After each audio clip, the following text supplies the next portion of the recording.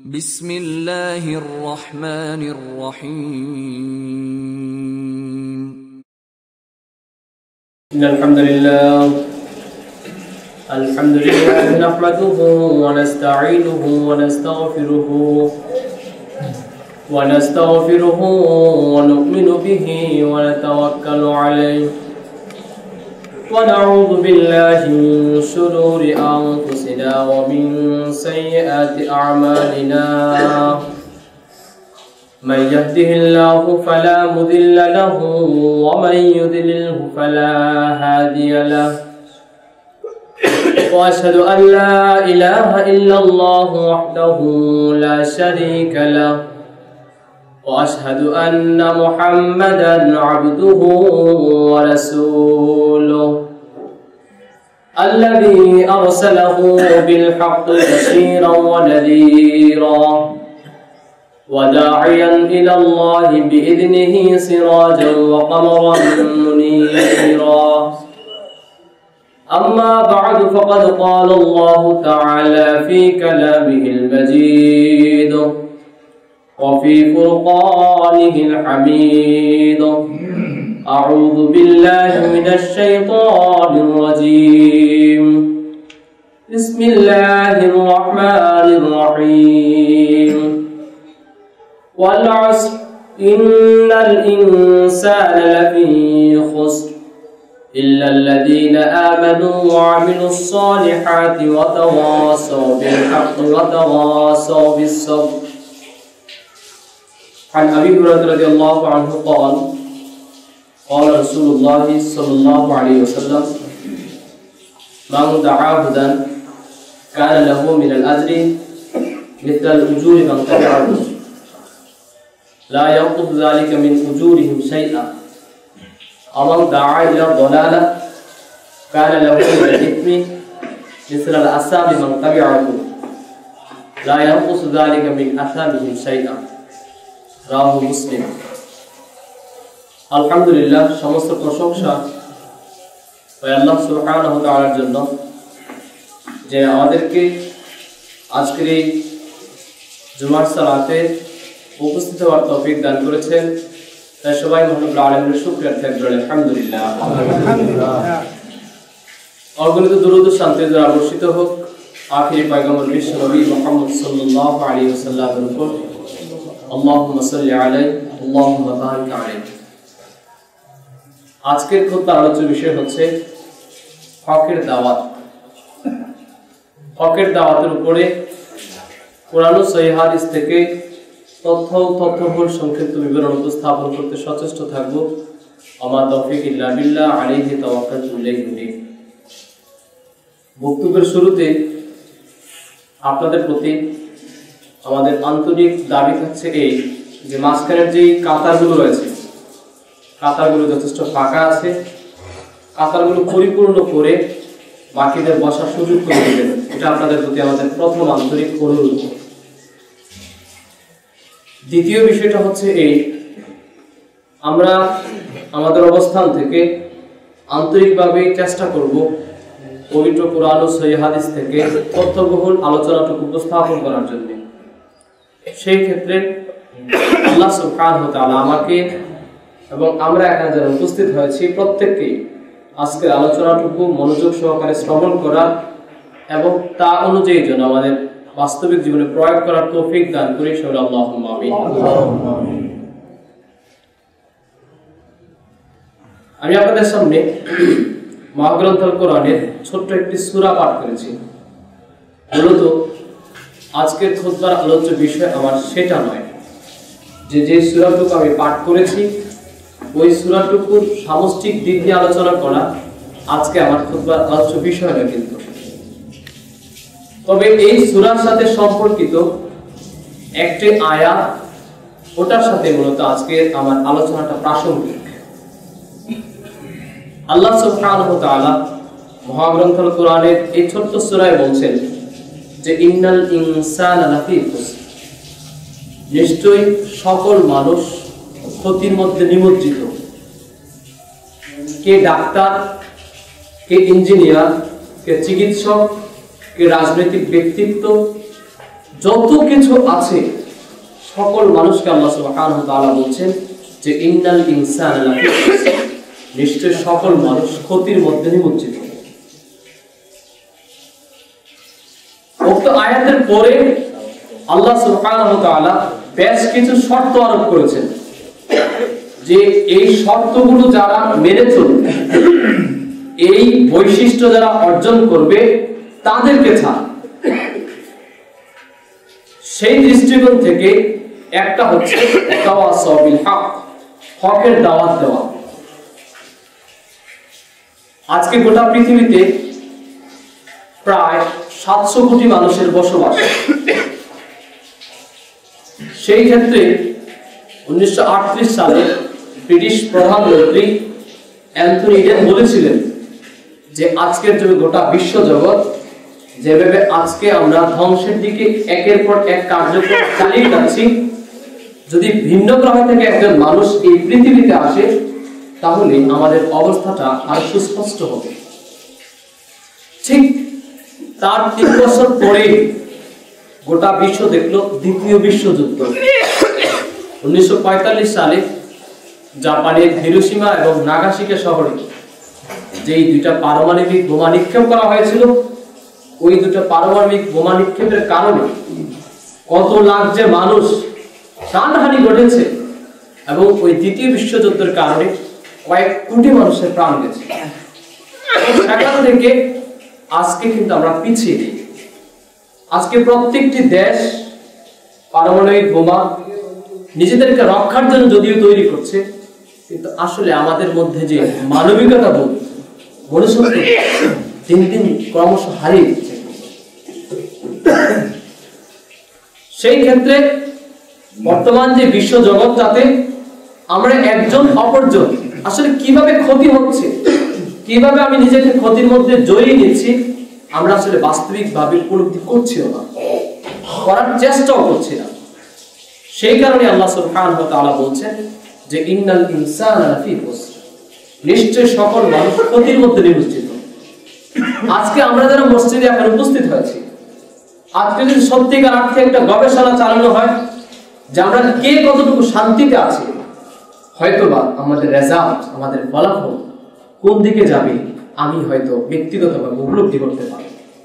যে আমি ব্যক্তিগতভাবে যদি কষ্ট করা হয় যে আমি কতটুকু সুখে আছি, আমি হয়তো নিজে একটা সমাধান দিতে পারবো যে আমার অবস্থান কোথায় আছে। বন্ধুরা আমার, আল্লাহ সুবহানাহু ওয়া তাআলা কিছু শর্ত আরোপ করেছেন। তিনি বলছেন ইল্লাল্লাযীনা আমানু ওয়া আমিলুস সালিহাত ওয়া তাওয়াসাউ বিল হক ওয়া তাওয়াসাউ বিস সবর। 4টি শর্ত যারা অর্জন করবে, 4টি শর্ত যাদের রয়েছে তারা ক্ষতির মধ্যে নেই। তার একটি হচ্ছে হকের দাওয়াত দেওয়া। হক মানে কি? আল্লাহ সুবহানাহু ওয়া তাআলা মহাগ্রন্থ কোরআনের মধ্যে উল্লেখ করেছেন, মুহাম্মদ সাল্লাল্লাহু আলাইহি ওয়াসাল্লাম আপনি বলুন আকুলিল হাক্কু মির রাব্বিকুম, হক আসে প্রভুর পক্ষ থেকে। ফামান শাআ ফালইউমিন ওয়া মান শাআ ফালইয়াকফুর, যে চায় সেটাকে গ্রহণ করুন, যে চায় সেটাকে পরিত্যাগ করুন। আমি আপনাকে বোঝাতে চাচ্ছি এই যে হক নিয়ে একটু কথা বলছিলাম, যে হক কাকে বলে। হকটা হচ্ছে ওটা যেটা আল্লাহ সুবহানাহু ওয়া তাআলা প্রদত্ত, আল্লাহ সুবহানাহু ওয়া তাআলা যেটা দিবেন, যেটা দিয়েছেন, সেটাই হচ্ছে হক।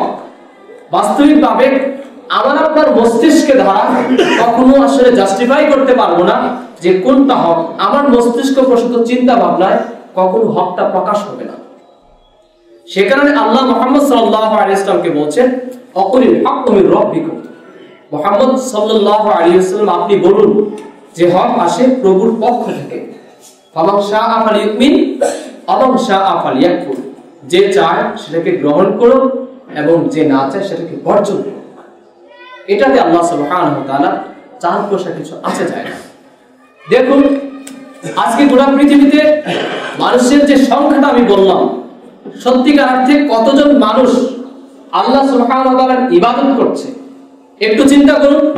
আজকে আমাদের এই সমাজের যারা আছি, আজকে যদি প্রশ্ন করো কতজন মানুষ ফজরের সালাত আদায় করছে, কিন্তু আল্লাহ সুবহানাহু ওয়া তাআলা আমাদের কি রিজিক বন্ধ করে দিয়েছেন? আদৌ কিন্তু বন্ধ করে দিয়েছেন। হয়তো আজকে জুমার সালাত পড়তে এসেছেন, হয়তো আসরের সালাত অনেকেই মিস হবে, কিন্তু দেখুন আল্লাহ সুবহানাহু ওয়া তাআলা কারো রিজিক বন্ধ করে দিয়ে। তবে আমি যদি ইবাদত করি, আপনি যদি ইবাদত করেন, বস্তুত লাভটা হচ্ছে আপনার।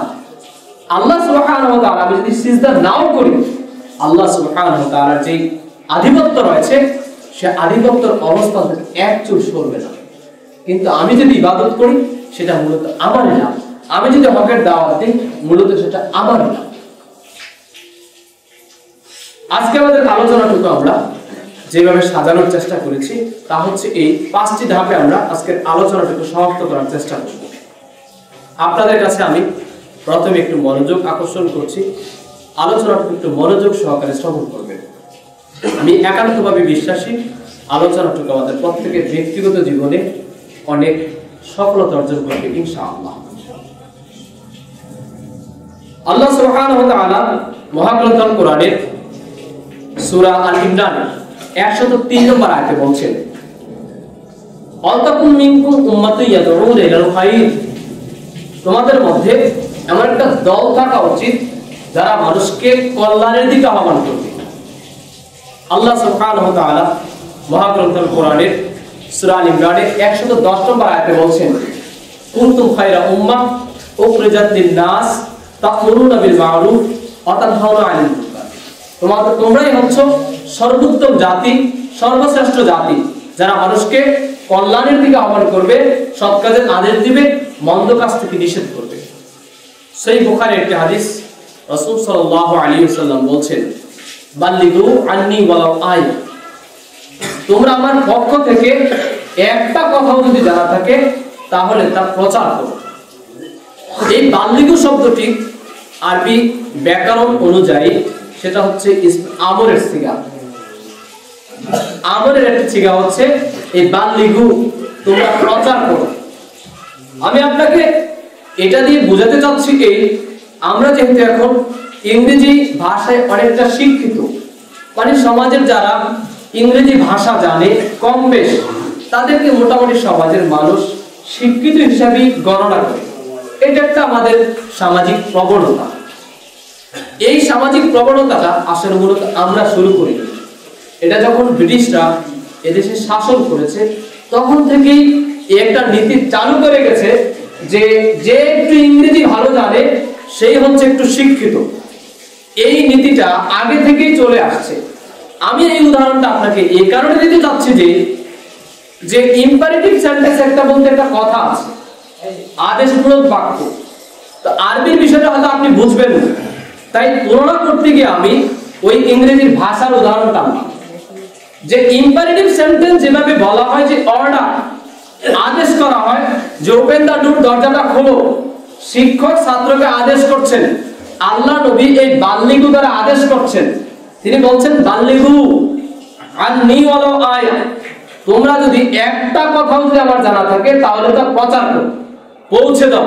আমি মূলত এই ইম্পারেটিভ সেন্টেন্সটাকে টানলাম এই আমরের সিগাটাকে বোঝানোর জন্য, যে আল্লাহ রাসূল বলছেন যে একটা কথাও যদি জানা থাকে ওটা পৌঁছে দাও, ওটা প্রচার করো। মূলত আমি আপনাকে বোঝাতে চাচ্ছি এই যে দাওয়াতি কাজ আপনি যেখানে আছেন সেখান থেকে আপনাকে করতে, আপনি কোথায় আছেন সেটা মুখ্য বিষয়। রাসূল সাল্লাল্লাহু আলাইহি ওয়াসাল্লাম বলছেন, কুল্লুকুম রাঈন ওয়া কুল্লুকুম মাসউলুন আন রাইয়াতিহি, তোমরা প্রত্যেকেই দায়িত্বশীল, প্রত্যেকেই তোমরা তোমাদের দায়িত্ব সম্পর্কে জিজ্ঞাসা করো। আপনি হচ্ছেন পরিবারের প্রধান, আপনি একটা স্কুল প্রতিষ্ঠানের প্রধান, আপনি হচ্ছেন এলাকার চেয়ারম্যান, আপনি হচ্ছেন মেম্বার, আপনি হচ্ছেন মসজিদের ইমাম, আপনি হচ্ছেন মসজিদের খতিব, আপনি হচ্ছেন মসজিদের মুতওয়াল্লি, আপনি যে পজিশনে আছেন না কেন আপনি সেখান থেকে দ্বীনের কাজ করতেই হবে। এটা আমি আপনাকে বোঝাতে চাচ্ছি। দেখুন, দাওয়াতি কাজ সমাজে যদি বন্ধ হয়ে যায়, আপনি আমি ভালো আমল করছি, আজকের জুমার সালাত আপনি আদায় করতে এসেছেন, এটা আপনার জন্য অবশ্যই ভালো, কিন্তু সমাজের 2-4 জন মানুষ আছে যারা জুমার সালাত আদায় করে না। আপনি পরিবারের কর্তা, আপনি তাহাজ্জুদ আদায় করেন, এটা আপনার জন্য অবশ্যই ভালো। আপনার পরিবারের অন্যান্য যারা রয়েছে তারা সালাত আদায় করে না তারা এমন অবস্থা যে পর্দাটাও ঠিক মতো মানে না, আপনি সেখানে একজন দায়িত্বশীল, আপনাকে আল্লাহ সুবহানাহু ওয়া তাআলা প্রশ্ন করবেন যে আপনি আপনার অবস্থান থেকে দায়িত্বটুকু কতটুকু পালন করেছেন। প্রত্যেকেরই তার নিজস্ব একটা অবস্থান থেকে দায়িত্ব রয়েছে। আমি আপনাকে সেই দায়িত্ব অনুভূতিটা একটু বোঝাতে চেষ্টা করছি যে আপনি যেখানেই থাকেন দিনের দাওয়াত, এই দাওয়াতি কাজ আপনাকে করতে হবে, মাপ চাওয়ার কোন সুযোগ নেই। দাওয়াতি কাজের গুরুত্ব দিতে গিয়ে যেই বিষয়টা এখন হয়, দাওয়াতি কাজ অনেকেই করছে। দাওয়াতের ক্ষেত্রে বর্তমানে বাংলাদেশে অনেক দাওয়াতের কার্যক্রম রয়েছে আলহামদুলিল্লাহ। তবে ঝামেলা যেই জায়গাটিতে হচ্ছে সেটা হচ্ছে এই যে দাওয়াত কি দিবে এটা নিয়ে একটু ঝামেলা হচ্ছে। দ্বিতীয় নম্বর ঝামেলা হচ্ছে দাওয়াত কিভাবে দেবে। আপনি একটু বিষয় একটু বুঝে নেন। দাওয়াত কম বেশ সবাই করছে, কম বেশ অন্ততপক্ষে যারা একটু ধর্মকর্ম জানে মানে প্রত্যেকেই তার অবস্থান থেকে একটু দাওয়াত প্রদান করার চেষ্টা করছে। তবে বিতর্ক হচ্ছে ওই জায়গায়, ঝামেলা তৈরি হচ্ছে ওই জায়গায় যে দাওয়াত কি দিচ্ছে ওটা নিয়ে, আর দাওয়াতটা কিভাবে দিচ্ছে ওটা নিয়ে। দেখুন, আজকে যারা বিভিন্ন আল্লাহ সুবহানাহু ওয়া তাআলা ছাড়া অর্থাৎ আল্লাহর সাথে শরীক করে বিভিন্ন মাজার রয়েছে, অনেক কিছু রয়েছে, এটা আপনি ভালো জানেন আমার চাইতে। তারাও কিন্তু বলছে আল্লাহর পথে দাওয়াতের একটা বিষয়। আবার দেখেন এদেশে যারা বোমা মারছে, যারা বোমা হামলা করছে, পেট্রোল বোমা মারছে, মানুষকে হত্যা করছে ধর্মের নাম দিয়ে, তারাও কিন্তু দাওয়াত দিচ্ছে। তাহলে বন্ধুরা আমার, আমি আর আপনি সাধারণ মানুষ হিসাবে কোন দাওয়াতটাকে গ্রহণ করব এটা আমার জানা উচিত। দাওয়াতের ঘাটতি কোথাও নেই সমাজে। আপনারা আজকে যারা মসজিদের মুসল্লি, বিশেষ করে যারা মুরব্বী রয়েছেন 50-60 বছর যাদের বয়স, আমার সময়ে আপনারা হয়তো এত ওয়াজ নসিহত আপনারা শুনেন, এটা আমার একটা বিশ্বাস। আমার যে বয়স, সেই বয়সে আপনি যখন ছিলেন, আপনি হয়তো পাড়ায় মহল্লায় বর্তমানে যেভাবে মাহফিল চলছে এত মাহফিল আপনি শুনেন। দেখেন তারপরেও নীতি একটা নৈতিকতা মানুষের আপনাদের সময় ছিল, আমার সময় থাকা অবস্থায়, আর আমি এখন আমার স্টেজে থেকে এই নৈতিকতা ধরে রাখতে পারিনি। রাসূল সাল্লাল্লাহু আলাইহি ওয়াসাল্লাম সেটাই বলছেন যে ইতাউল ইলম, বিদ্যা উঠে যাবে, ওয়ায়াকসুরুল জাহাল, মূর্খতা বৃদ্ধি পাবে। শিক্ষার হার, আপনি যখন আমার বয়সে ছিলেন শিক্ষার হার ছিল ধরে নেন 45%, আর বর্তমান সময়ে শিক্ষার হার 65-র উপরে। শিক্ষার হার এখন সমাজে আগে 2-1 লোক ছিল, আমার সময় আপনি যখন ছিলেন যে দাখিল পাস বা এসএসসি পাস কিছু মানুষ ছিল, আর আপনি যখন বৃদ্ধ হয়েছেন আমার এখন যে অবস্থা, এখন এলাকাতে এসএসসি পাস দাখিল পাসের কমতি নেই, অনেক। শিক্ষার হার এত বেড়েছে, তবে একটা জায়গায় আমরা কমে ফেলেছি, সেটা হচ্ছে নৈতিকতা। দাওয়াতি কাজের কোনো ঘাটতি নেই। দাওয়াতি কাজ আপনার সময়ে যা ছিল এখন আরো বেড়েছে দাওয়াত, কিন্তু ঝামেলা যে জায়গায় হচ্ছে, মূলনীতির ক্ষেত্রে কিছু ঝামেলা হচ্ছে, পদ্ধতির ক্ষেত্রে কিছু ঝামেলা হচ্ছে। বন্ধুরা আমার, রাসূল সাল্লাল্লাহু আলাইহি ওয়াসাল্লাম মুআত্তা ইবনে মালিকের মধ্যে হাদিসটা এসেছে। রাসূল সাল্লাল্লাহু আলাইহি ওয়াসাল্লাম বলছেন, তারাকতু ফিকুম আমরাইন লাম তাদিল্লু মা তামাসসাকতুম বিহিমা কিতাবাল্লাহি ওয়া সুন্নাত নাবিয়্যিহি। রাসূল সাল্লাল্লাহু আলাইহি ওয়াসাল্লাম বলছেন, আমি তোমাদের মধ্যে দুটো জিনিস রেখে যাচ্ছি, ততদিন পর্যন্ত তোমরা পথভ্রষ্ট হবে না যতদিন পর্যন্ত এই দুটো জিনিসকে আঁকড়ে ধরে রাখবে। তার একটা হচ্ছে আল্লাহর কিতাব, আর একটা হচ্ছে রাসূল মুহাম্মদ সাল্লাল্লাহু আলাইহি ওয়াসাল্লামের সুন্নাহ। তাহলে উক্ত আয়াত থেকে বুঝতে পারলাম এই যে শরীয়তের মূলনীতি হচ্ছে দুইটি, একটা হচ্ছে মহাগ্রন্থ আল কোরআন, আর একটা হচ্ছে রাসূল সাল্লাল্লাহু আলাইহি ওয়াসাল্লামের হাদিস। এই দুইটা মূলনীতি নিয়ে আপনি দাওয়াতি কাজ করবেন। এই দুটো মূলনীতি হচ্ছে আপনার দাওয়াতি কাজের উৎস। আপনি যেই জায়গা থেকে তাবলীগ করবেন, দাওয়াত দিবেন, পদ্ধতির বিশ্লেষণের ক্ষেত্রে আমরা একটু পড়ে যাচ্ছি। দেখুন, আল্লাহ সুবহানাহু ওয়া তাআলা বলছেন, আমরা একটু আগে যা বলছিলাম, ওয়াকুলিল হাক্কু মির রাব্বিকুম।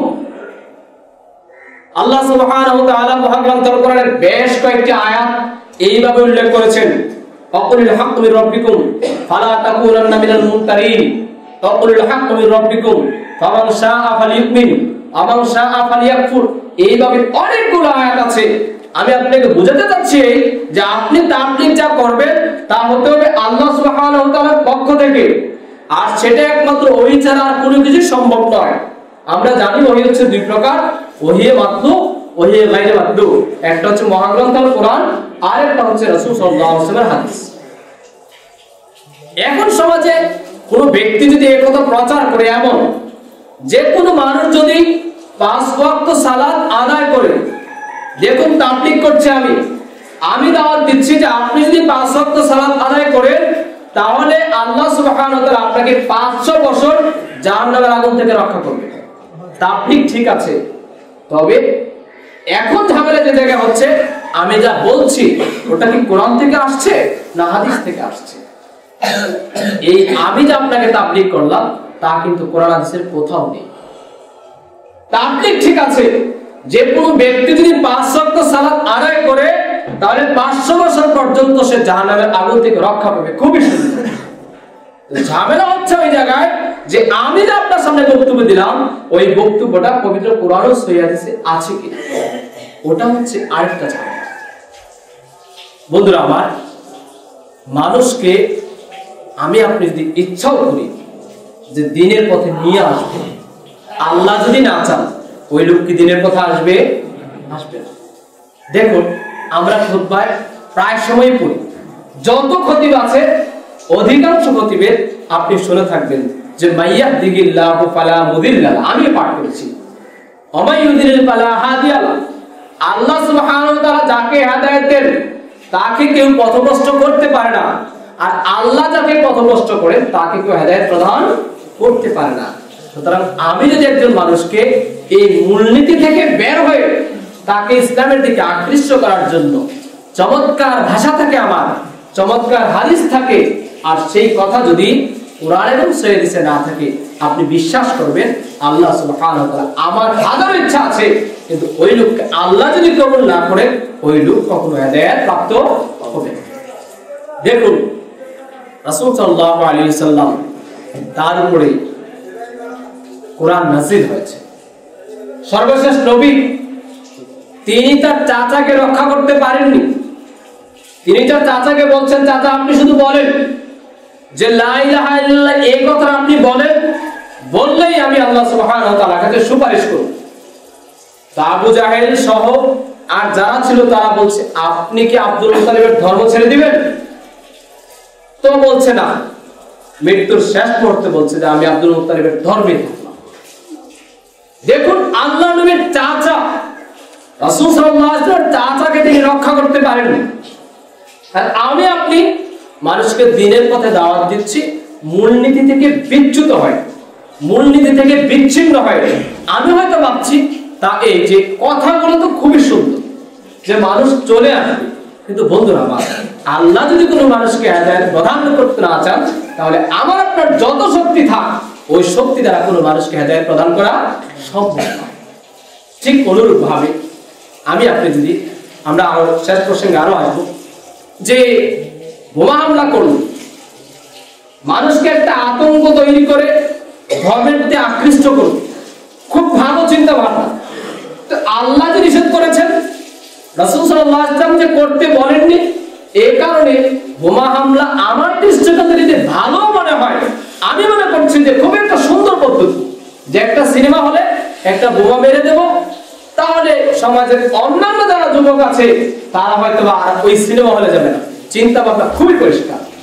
কিন্তু দেখেন, ইসলাম যার উপর এসেছে, কোরআন যার উপর নাজিল হয়েছে, আল্লাহ যাকে ওহী করেছেন, তিনি বলছেন যে এই কাজ করা যাবে না।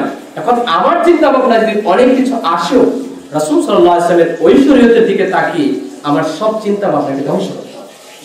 আমি আপনাকে এই মূলনীতির কথাগুলো বোঝাতে গিয়ে এতটুকু কথা বললাম। বন্ধুরা আমার, তাহলে মূলনীতি হচ্ছে পবিত্র কোরআন এবং সহিহ হাদিস। এইখান থেকে আপনি উৎস খুঁজে নেবেন, এইখান থেকে আপনি তাবলীগ করেন। রাসূল সাল্লাল্লাহু আলাইহি ওয়াসাল্লাম যেভাবে তাবলীগ করেছেন সেইভাবেই আমাকে আপনাকে তাবলীগ করে যেতে হবে। সমাজের প্রেক্ষাপট হোক, মানুষ কি বলুক, মানুষের সমাজ সংস্কার কি হয়েছে, ওইভাবে যদি আমি আপনি চিন্তা করি, তাহলে অন্যান্য যে ধর্মগুলো রয়েছে সেই ধর্মগুলো যেভাবে বিকৃত হয়েছে, আপনি বিশ্বাস করেন, আপনি মসজিদের একটা কর্নারে বসেছেন, এই কর্নারে আরেকজন বসেছে, এই কর্নারে আরেকজন বসেছে, ওই কর্নারে আরেকজন বসেছে, চারজনের চিন্তা ভাবনা যদি সালাতের পদ্ধতি কায়েম করতে হয়, তাহলে ওই সালাত কখনো সঠিকভাবে কায়েম হবে না, বিচ্ছিন্ন হয়ে যাবে সালাতটুকু। সুতরাং আমি আপনি যদি শরীয়তের মূলনীতি একটা জায়গায় আসি, তাহলেই সেটা হবে কল্যাণকর। আর আমার মস্তিষ্ক দ্বারা যদি অনেক চিন্তা ভাবনা করি ইসলামের কল্যাণের জন্য, ওটা আদৌ কল্যাণকর নয়, বরং ইসলামটাকে মানুষের সামনে ভুলভাবে উপস্থাপন করা ছাড়া কিছু নেই। বন্ধুরা আমার, তাহলে দাওয়াতকে আমরা দিতে হবে ওই বিষয়ের প্রেক্ষাপটে যে পবিত্র কোরআন ও সহিহ হাদিসে কি রয়েছে, সেটাই দৃষ্টিকোণ থেকে আমাদেরকে দাওয়াতি কাজ করতে হবে। 3 নম্বর আজকের যে খুতবার বিষয়, তা হচ্ছে দাওয়াতি কাজের বৈশিষ্ট্য। দাওয়াতের কি কি বৈশিষ্ট্য আপনার মধ্যে থাকবে? 1 নম্বর বৈশিষ্ট্য হচ্ছে আপনার দাওয়াতের মধ্যে আদেশ এবং নিষেধ থাকতে হবে। দেখুন, আপনি যদি সমাজের মানুষকে বলেন যে চলেন 5 ওয়াক্ত সালাত আদায় করলে, খুবই সুন্দর যে হাদিস বলছেন, এইভাবে অনেক ফজিলতের হাদিস বলছেন, খুব ভালো। আল্লাহ সুবহানাহু ওয়া তাআলা সূরা আল ইমরানের 103 নম্বর আয়াতে বলছেন, অনতাকুম মিনকুম উম্মাতুন ইয়াদউনা ইলাল খায়র, তোমাদের মধ্যে এমন একটা দল থাকা উচিত যারা মানুষকে কল্যাণের দিকে আহ্বান করবে। তাকুরুনা বিল মারুফ ওয়া ইয়াকুরুনা বিল মারুফ ওয়া ইয়ানহাউনা আনিল মুনকার, সৎ কাজের আদেশ দেবে, মন্দ কাজের নিষেধ করবে। আল্লাহ সুবহানাহু ওয়া তাআলা কল্যাণকে দুভাগে ভাগ করলেন যে অনতাকুম মিনকুম উম্মাতুন ইয়াদউনা ইলাল খায়র, তোমাদের মধ্যে এমন একটা দল থাকা উচিত যারা মানুষকে কল্যাণের দিকে আহ্বান করবে। আল্লাহ বলছেন কল্যাণ 2 প্রকার, একটা হচ্ছে ওয়া ইয়াকুরুনা বিল মারুফ ওয়া ইয়ানহাউনা আনিল মুনকার, সৎ কাজের আদেশ, মন্দ কাজের নিষেধ। এই 2টা নীতিতে আপনার দাওয়াতি কাজ থাকতে হবে। মানুষকে যখন আপনি দাওয়াত দিচ্ছেন, ফজিলত বলছেন, পাশাপাশি আপনি জাহান্নামের কিছু বলেন যে এই কাজ করা যায় না। সালাতের গুরুত্ব আপনি যেভাবে দিচ্ছেন সেভাবেও তাকে বলেন যে লা ইয়াদখুলুল জান্নাতা জাসাদুন উযিয়া বিল হারাম, ওই দেহ কোনদিন জান্নাতে যাবে না যেই দেহ হারাম খাদ্য দ্বারা গঠিত, এটাও বলেন, পাশাপাশি এটাও বলেন, ফজিলতের কথাও বলবেন, নিষেধের কথাও বলবেন। এটা হচ্ছে প্রথম বৈশিষ্ট্য। দ্বিতীয় নম্বর বৈশিষ্ট্য হচ্ছে এই, ইমাম বুখারী রাহিমাহুল্লাহ একটা অধ্যায় সহিহ বুখারীর মধ্যে রচনা করেছেন। তিনি বলছেন আল ইলমু ওয়াল আমালু ক্বাবলাল কালাম, কথা বলার পূর্বে জ্ঞান অর্জন করতে হবে এবং আমল করতে হবে। আমি আপনাকে এই ভাগ দ্বারা, এই অধ্যায় দ্বারা বোঝাতে চাচ্ছি যে আপনি আমি যখন তাবলীগ করতে যাব, ওটা আমাকে জানতে হবে। সূরা ইউসুফের 108 নম্বর আয়াতে আল্লাহ বলছেন, কুল হাদিহি সাবিলি আদউ ইলাল্লাহি আলা বাসীরাতিন আনা ওয়া মান ইত্তাবা'আনি ওয়া সুবহানাল্লাহি ওয়া মা আনা মিনাল মুশরিকিন। আল্লাহ সুবহানাহু ওয়া তাআলা বলছেন, মুহাম্মদ সাল্লাল্লাহু আলাইহি ওয়াসাল্লাম আপনি বলুন, এটাই হচ্ছে আমার পথ। আদউ ইলাল্লাহি আলা বাসীরাতিন, আমি এবং আমার অনুসারীগণ আল্লাহর পথে ডাকি জাগ্রত জ্ঞান সহকারে। আমি উক্ত আয়াত দ্বারা আপনাকে বোঝাতে চাচ্ছি এই যে আপনি যখন তাবলীগ করবেন, আপনার বৈশিষ্ট্য হবে আপনি জেনে তাবলীগ করবেন। আমি বলছি আর আপনি শুনেছেন, ওটা জেনেই আপনি তাবলীগ করতে যাবেন না। আমি আপনাকে চেষ্টা করছি মহাগ্রন্থ কোরআনের বিভিন্ন রেফারেন্স দেওয়ার জন্য, আমার সাধ্য অনুযায়ী চেষ্টা করছি হাদিসের রেফারেন্স দেওয়ার জন্য। আপনি একটু বাসায় গিয়ে দেখবেন যে আজকের যিনি খতিব, যিনি খুতবা দিলেন, তিনি কিছু কথা বলেছিলেন, এই কথাগুলো মিলে কিনা। যদি মিলে যায় তাহলে আপনি আপনার অবস্থান থেকে সেটাকে একটু তাবলীগ করুন। আমি আপনাকে এটা বোঝাতে চাচ্ছি যে একটু জাগ্রত জ্ঞান সহকারে আপনি তাবলীগ করবেন, একটু জেনে তাবলীগ করবেন যে আপনি কি করছেন। তিন নম্বর বৈশিষ্ট্য হচ্ছে এই যে দলবদ্ধভাবে তাবলীগ করা। আল্লাহ সুবহানাহু ওয়া তাআলা সূরা ইমরানের 109 নম্বর আয়াতে বলছেন, 103 নম্বর আয়াতে বলছেন, সূরা ইউসুফের 108 নম্বর আয়াতে বলছেন যে প্রথম যেই 103 নম্বর আয়াত সূরা ইমরানের, আলতাকুম মিনকুম উম্মাতুন ইয়াদউনা ইলাল খায়র, তোমাদের মধ্যে একটা দল থাকা উচিত যারা মানুষকে কল্যাণের দিকে আহ্বান করবে। তা থেকে বুঝে যাচ্ছে এই যে আপনি সংঘবদ্ধভাবে একাকীকে যদি হতো তাহলে আল্লাহ দল বলতেন না। সূরা আল ইমরানের 109 নম্বর আয়াতে বলছেন, কুনতুম খায়রা উম্মাহ, তোমরাই হচ্ছে সর্বোত্তম জাতি, উখরিজাত লিন-নাস তা'মুরুনা বিল মা'রুফ ওয়া তানহাউনা আনিল মুনকার। এখানে আল্লাহ বলছেন সংঘবদ্ধ কথা। সূরা ইউসুফের 108 নম্বর আয়াতে আল্লাহ বলছেন, কুল হাদিহি সাবিলি আদউ ইলাল্লাহি আলা বাসিরাতিন আনা ওয়া মান ইত্তাবা'আনি, আমি এবং আমার অনুসারীগণ ডাকি জাগ্রত জ্ঞান সহকারে। সুতরাং আমি আপনাকে এই কয়েকটি আয়াত দিয়ে বোঝানোর চেষ্টা করলাম যে আপনি একা নয়, সংঘবদ্ধভাবে আপনি দাওয়াতি কাজ করবেন। 4 নম্বর বৈশিষ্ট্য হচ্ছে এই যে আপনি যখন তাবলীগ করবেন তখন ভাষা হতে হবে সুন্দর। আল্লাহ সুবহানাহু ওয়া তাআলা মহাগ্রন্থ আল কোরআনে বলছেন, উদউ ইলা সাবিল রাব্বিকা বিল হিকমাতি ওয়াল মাউইজাতিল হাসানা, তোমরা ডাকো আল্লাহর পথে, বিল হিকমাতি ওয়াল মাউইজাতিল হাসানা, হিকমত সহকারে এবং সৎ উপদেশ দ্বারা। মানুষকে যখন আপনি তাবলীগ করবেন, মানুষকে যখন একটু সালাতের কথা বলবেন, পাপ কাজ থেকে বিরত থাকার কথা বলবেন, আমার আপনার ভাষা হতে হবে সুন্দর। ভাষা যদি সুন্দর না হয় তাহলে কোনো মানুষকে আপনি গায়েল করতে পারবেন না। আমার আপনার ভাষা যদি হয় চওড়া, ভাষা যদি হয় চওড়া, মানুষ আমার আচরণে অসন্তুষ্ট, মানুষ আমার কাছে ভিড়বে না, মানুষ আমার দাওয়াতটাকে গ্রহণ করবে না। আল্লাহ সুবহানাহু ওয়া তাআলা মহাগ্রন্থ আল কোরআনে মুহাম্মদ সাল্লাল্লাহু আলাইহি ওয়াসাল্লামকে বলছেন, হে মুহাম্মদ সাল্লাল্লাহু আলাইহি ওয়াসাল্লাম, আপনি যদি কঠোর ভাষার অধিকারী হতেন, নম্র না হতেন, মানুষ আপনার কাছ থেকে দূরে সরে যেত। তাহলে আপনি মূলনীতি জানেন, আপনার মূলনীতি ঠিক আছে, পবিত্র কোরআন ও সহিহ হাদিস এটা ঠিক, তখন তাবলীগ করতে গিয়ে আপনার মেজাজ হচ্ছে কড়া মেজাজ, আমার আপনার মেজাজ ভালো নয়। তাহলে মানুষ কিন্তু আল্লাহকে এই আয়াত প্রমাণ করে যে মানুষ আমার কাছ থেকে সরে যাবে। সুতরাং আমি যখন মানুষের সাথে কথা বলবো আমার আচরণ হতে হবে নম্র, দাওয়াত দিতে হবে নম্র ভাষায়, ভদ্র ভাষায়, তাকে দাওয়াত দিতে হবে হিকমা সহকারে। হিকমা বলতে আবার কি বোঝায় বন্ধুরা আমার? হিকমা বলতে আমরা অনেকেই বুঝি কৌশল। আল্লাহ সুবহানাহু ওয়া তাআলা যে বলছেন, উদউ ইলা সাবিলি রাব্বিকা বিল হিকমাতি ওয়াল মাউইজাতিল হাসানা, এখানে হিকমত বলতে কিন্তু কৌশল নয়, হিকমত হচ্ছে পবিত্র কোরআন এবং সহিহ হাদিস। তাহলে বিষয়টা এমন দাঁড়াচ্ছে যে পবিত্র কোরআন ও সহিহ হাদিস থেকে আপনি বলবেন আমার আপনার আচরণ হবে সুন্দর, আমি নিজে জানবো, আমল করব, তখনই মানুষ আমার দাওয়াতের দিকে ইনশাআল্লাহ আসতে শুরু করবে। আস্তে আস্তে আস্তে আস্তে আমার এই দাওয়াত প্রসারিত হবে। 6 নম্বর বৈশিষ্ট্য হচ্ছে এই যে মানুষের সাথে যখন আপনি তাবলীগ করতে যাবেন, কিছু মানুষ আপনার সাথে তর্কে লেগে যাবে। হতে পারে যে একটা কথা বলছেন যে এইভাবে বুকে হাত বাঁধা রফিল আদান করা হচ্ছে সুন্নাত, আপনি যা বলছেন সহিহ। এখন আরেকজন বলছে আরে না এটা তো ঠিক নয়, তিনি আবার কিছু যুক্তি তথ্য উপস্থাপন করার চেষ্টা করছেন।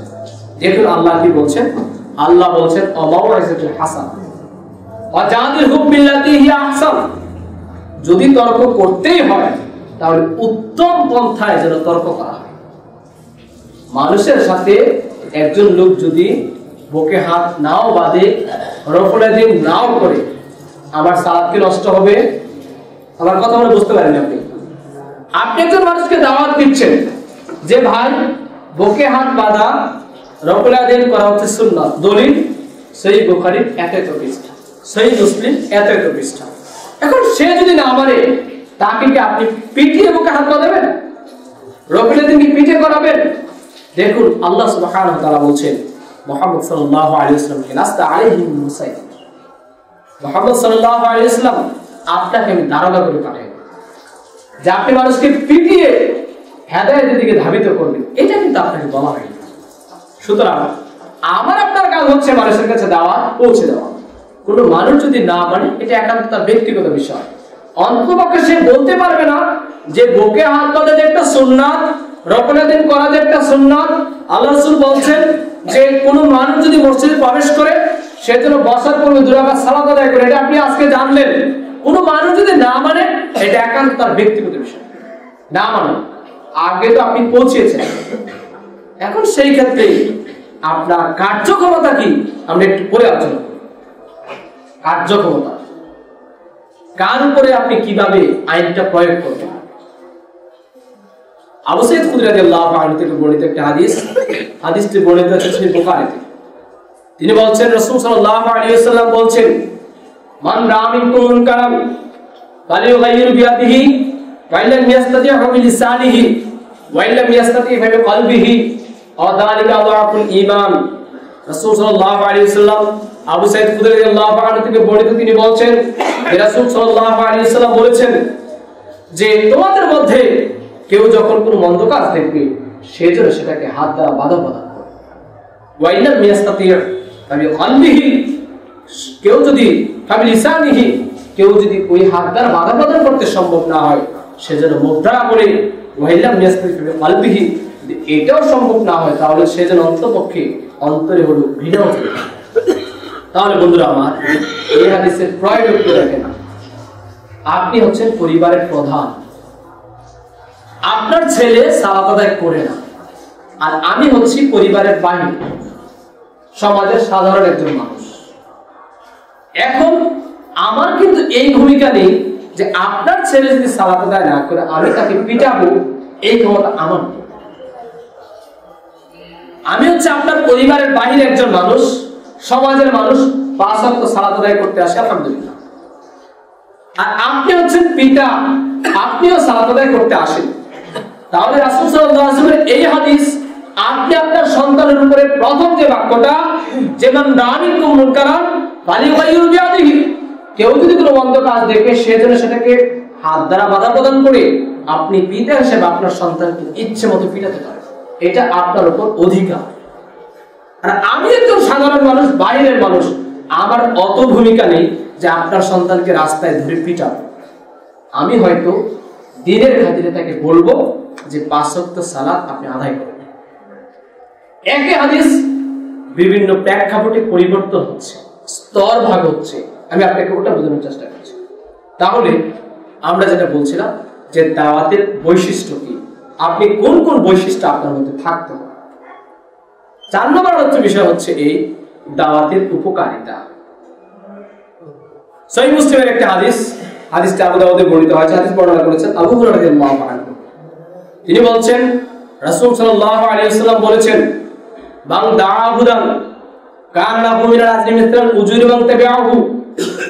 আবু হুরায়রা রাদিয়াল্লাহু আনহু থেকে বর্ণিত, তিনি বলছেন যে রাসূল সাল্লাল্লাহু আলাইহি ওয়াসাল্লাম বলেছেন, কোন মানুষ যদি কোন মানুষকে দ্বীনের দিকে দাওয়াত দেয় তার জন্য ওই পরিমাণ নেকি রয়েছে তার আহ্বানে সাড়া দিয়ে ওই ব্যক্তি যত নেকি অর্জন করেছে। সুবহানাল্লাহ। উদাহরণ একটু দেখেন, আপনাকে আব্দুল করিম ভাই আপনাকে বলেছে চলেন আজকের জুমার সালাত আদায় করতে চলেন। আপনি আব্দুল করিম ভাইয়ের দাওয়াতের কারণে সালাত আদায় করতে এসেছেন। রাসূল সাল্লাল্লাহু আলাইহি ওয়াসাল্লাম এই হাদিস প্রমাণ করে যে আপনি জুমার সালাত আদায় করার কারণে যত নেকি হয়েছে এই সমান নেকি আব্দুল করিম ভাইয়ের হয়েছে। সুবহানাল্লাহ। ওনার নেকি তো আছে, উনিও জুমা আদায় করেছেন, আপনিও আদায় করেছেন, তবে আপনার যে নেকিটা সেই নেকির সমপরিমাণ নেকি তার আমলনামায় যুক্ত হয়েছে।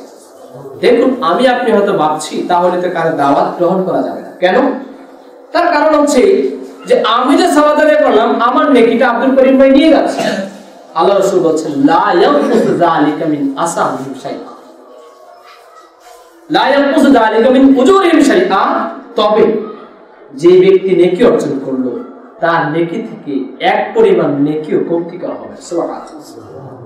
আপনি সালাত আদায় করেছেন, আপনার নেকি আপনার কাছেই আছে, আপনাকে আব্দুল করিম ভাইকে নেকি যেটা দেওয়া হয়েছে সেটা হচ্ছে আব্দুল করিম ভাইয়ের জন্য বোনাস, আপনার পক্ষ থেকে সেটা বোনাস দেওয়া হয়েছে।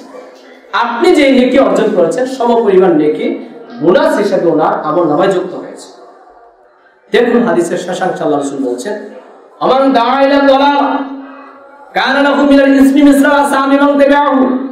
কোন মানুষ যদি কোন মানুষকে মন্দের দিকে দাওয়াত দেয়, কানা লাহু মিনাল ইসমি মিসলা আসামি মান তাবিআহু, তার জন্য ওই পরিমাণ পাপ রয়েছে যেই পরিমাণ পাপ তার আহ্বানে সাড়া দিয়ে ওই ব্যক্তি যত অর্জন করেছে। দেখুন বর্তমান তথ্য প্রযুক্তির যুগ, আমার আপনাদের প্রত্যেকের মোটামুটি অ্যান্ড্রয়েড সেট সহ উন্নত মানের প্রযুক্তির সেট রয়েছে। সালাতের ক্ষেত্রে আপনি আমি যে উদাহরণটা দিলাম, আপনার মোবাইলে অনেক গান থাকে, ছবি থাকে, যাই থাকে, আপনি আপনার বন্ধুকে ব্লুটুথের মাধ্যমে একটা গান দিয়েছেন। এই হাদিস প্রমাণ করে যে আপনার ওই বন্ধু ওই গানটা শুনে যত পাপ অর্জন করেছে, ব্লুটুথে দেওয়ার কারণে সমান পাপ আপনার আমার নামে যুক্ত হবে। বিষয়টা একটু দেখেন, হাদিসের প্রথম অংশ খুব ভালো মনে হচ্ছে যে আল্লাহ রাসূল বলছেন, মান দাআইলাল হুদা কানা লাহু মিনাল আজরি মিসলাল উজুরি মান তাবিআহু। কেউ যদি কোনো মানুষকে দ্বীনের পথে দাওয়াত দেয়, তার জন্য ওই পরিমাণ নেকি রয়েছে যেই পরিমাণ নেকি তার আহ্বানে সাহায্য যত নেকি অর্জন করেছে। অপরদিকে দেখেন, মান দাআইলাল দালালা কানা লাহু মিনাল ইসমি মিসলাল আসামি মান তাবিআহু। কেউ যদি কোনো মানুষকে পাপের দিকে আহ্বান করে, তার জন্য ওই পরিমাণ পাপ রয়েছে তার আহ্বানে সাড়া দিয়ে ওই ব্যক্তি যত পাপ অর্জন করেছে। সুতরাং দাওয়াতের ক্ষেত্রে চিন্তা করতে হবে যে আমি কি দাওয়াত দিচ্ছি। দাওয়াত মানে কিন্তু আহ্বান। মেলায় যাই, ওটাও কিন্তু একটা দাওয়াত। মাজারে যাই, ওটাও কিন্তু একটা দাওয়াত। গান শুনতে যাই, ওটাও কিন্তু একটা দাওয়াত। সিনেমা দেখতে যাই, ওটাও কিন্তু দাওয়াত। যা বলছেন সবই কিন্তু দাওয়াতের অন্তর্ভুক্ত হয়ে যাচ্ছে। সুতরাং আমাকে আপনাকে একটু চিন্তা করতে হবে যা দাওয়াত আমি কি দিচ্ছি না। বন্ধুরা আমার, কথা বলছিলাম নেকির বিষয়, সময় প্রায় শেষ। আরেকটা আলোচনার বাকি অংশ যেটা, সেটা হচ্ছে এই যে দাওয়াত না দেওয়ার অপকারিতা। আপনি আমি যদি দাওয়াত না দিই তাহলে এর অপকারিতা কি? আল্লাহ সুবহানাহু ওয়া তাআলা মহাগ্রন্থ কোরআনের মধ্যে বলছেন, দু'ইনাল্লাযীনা কাফারু মিন বানি ইসরাঈল। আল্লাহ সুবহানাহু ওয়া তাআলা, আমি আপনাকে আয়াতের সারমর্ম বলছি এই যে আল্লাহ সুবহানাহু ওয়া তাআলা বনী ইসরাঈল সম্প্রদায়কে শাস্তি দিয়েছিলেন এই কারণে যে তারা ঈসা ইবনে মরিয়মের তারা কথা শুনেনি এবং তারা পাপ কাজ করত, দেখত, বাধা প্রদান করত না। এই কারণে আল্লাহ তাদেরকে ধ্বংস করে দিয়েছিলেন। আর একটু দেখেন, হাদিসটি বর্ণনা করেছেন সম্ভবত নুমাইর ইবনে বাশির রাদিয়াল্লাহু আনহু। হাদিসটি বর্ণিত হয়েছে সহিহ বুখারীর মধ্যে। রাসূল সাল্লাল্লাহু আলাইহি ওয়াসাল্লাম বলেন যে যারা দ্বীনের দাওয়াতি কাজ করে, দ্বীনকে যারা মানে তবে দাওয়াত দেয় না, আর যারা মানে না তাদের উদাহরণ হচ্ছে এই যে মনে করে একটা সম্প্রদায় টিকিট কেটে একটা জাহাজ উঠল, সেই জাহাজে ওঠার মধ্য দিয়ে কিছু লোক চলে গেল দোতলায় আর কিছু লোক চলে গেল জাহাজের নিচতলায়। তো সেই ক্ষেত্রে জাহাজের নিচতলায় যারা আসন পেয়েছে তারা সাধারণত তাদের জাহাজটা পানিতে ডুবু থাকে। তো তাদের পানির প্রয়োজনে তারা উপরে তলায় যাচ্ছে পানি আনার জন্য। উপরে তলায় যারা স্থান পেয়েছে তারা এটা খুব বিরক্ত হচ্ছে যে তোমরা বারবার এসে আমাদেরকে বিরক্ত করো। তো নিচের যে যাত্রীরা তারা বলছে ঠিক আছে, আমরা উপরে তলার যাত্রীদেরকে বিরক্ত করব, তাহলে কি করব? নিচতলার যে জাহাজটা রয়েছে সেখানে আমরা একটু ছিদ্র করে পানির প্রয়োজন মিটিয়ে দেব। আল্লাহ রাসূল বলছেন যে এই যে উপরতলার যারা যাত্রী রয়েছে তারা যদি নিচতলার যাত্রীদেরকে বাধা না দেয় তাহলে উপরতলার যাত্রী তো যাবে, নিচতলার যাত্রীরাও ডুবে পড়বে। আমি আপনাকে বুঝাতে চাচ্ছি এই যে আপনি তাহাজ্জুদ আদায় করেন, আলহামদুলিল্লাহ, 5 ওয়াক্ত সালাত আদায় করেন, তাও আলহামদুলিল্লাহ, দ্বীনের ব্যাপারে আপনার কোনো ঘাটতি নেই, মানেন খুব। কিন্তু আপনি সমাজে একটা গান বাজনা চলছে, সমাজে অপকর্ম হচ্ছে, আপনি এটা বলছেন না। আল্লাহ রাসূলের এই হাদিস প্রমাণ করে যে আপনিও ওই তাদের যে অন্যায় কাজ চলছে ওটার প্রভাবে আপনি ধ্বংস হয়ে যাবেন। দেখুন তাহলে হাদিস, সহিহ মুসলিমের একটা হাদিস, সহিহ মুসলিম, তিরমিজির একটা হাদিস। রাসূল সাল্লাল্লাহু আলাইহি ওয়াসাল্লাম বলছেন যে মানুষ যদি সৎ কাজের আদেশ দেন, মন্দ কাজের নিষেধ না করে, তাহলে আল্লাহ সুবহানাহু ওয়া তাআলা তাদের এমন একটা সময় আসবে তারা দোয়া করবে কিন্তু দোয়াগুলো কবুল হবে না। হাদিসটা অনেক ওজন। একটু দেখেন, আল্লাহ নবী বলছেন যে মানুষ যদি সৎ কাজের আদেশ না দেয়, মন্দ কাজের নিষেধ না করে, তাহলে এমন একটা অবস্থা আল্লাহ তৈরি করবেন যে সে প্রার্থনা করবে, কিন্তু আল্লাহ সুবহানাহু ওয়া তাআলা তার ওই প্রার্থনাকে কবুল করবেন। দেখুন, আমি কিন্তু তাহাজ্জুদ আদায় করছি, 5 ওয়াক্ত সালাত আদায় করছি, ঘাটতি নেই, কিন্তু সমস্যা যে জায়গা হচ্ছে যে পাশের বাড়িতে গান বাজনা হচ্ছে, অন্যায় অপকর্ম হচ্ছে, সেটাতে শুধু বাধা দিচ্ছে। আল্লাহ রাসূল বলছেন ওই বাধা না দেওয়ার কারণে একটা সময় আসবে যেই সময় আমার দোয়াটা কবুল হচ্ছে, কারণ আমি জন্যই বাধা দিচ্ছি না, মানুষকে দিনের পথে দাওয়াত দিচ্ছি না, ও কারণে। অতএব আসুন আমরা আমাদের অবস্থান থেকে দিনকে একটু জানার চেষ্টা করি, দিনকে একটু জানার চেষ্টা করি। দেখুন, আল্লাহ সুবহানাহু ওয়া তাআলা সূরা ইনফিতারে বলছেন যে ইয়া আইয়ুহাল ইনসান মা গাররাকা বিরাব্বিকাল কারীম আল্লাযী খালাকাকা ফাসাওয়াকা ফাআদাল। আল্লাহ বলছেন, আদম সন্তান, কোন বিষয়টা তোমাকে প্রভুর পথ থেকে দূরে সরে নিল, অথচ তিনি তোমাকে সৃষ্টি করেছেন, সুষমা দান করেছেন, সুবিন্যস্ত করেছেন। তাহলে আমরা যদি মারা যাই, মৃত্যুর পরে আমরা আমাদের আমল নামাগুলো কিভাবে দেব? আসুন আমরা এই পার্থিব জীবনে নিজের একটা আমল করার চেষ্টা করি, পাশাপাশি সংঘবদ্ধ হয়ে মানুষকে একটু দ্বীনের দিকে দাওয়াত দেই। আল্লাহ সুবহানাহু ওয়া তাআলা আমাদেরকে দ্বীনের সঠিক জ্ঞান অর্জন করার তৌফিক দান করুন। আমিন। আকুলু কওলি হাযা আস্তাগফিরুল্লাহ ওয়া লিসাইরিল মুসলিমিন।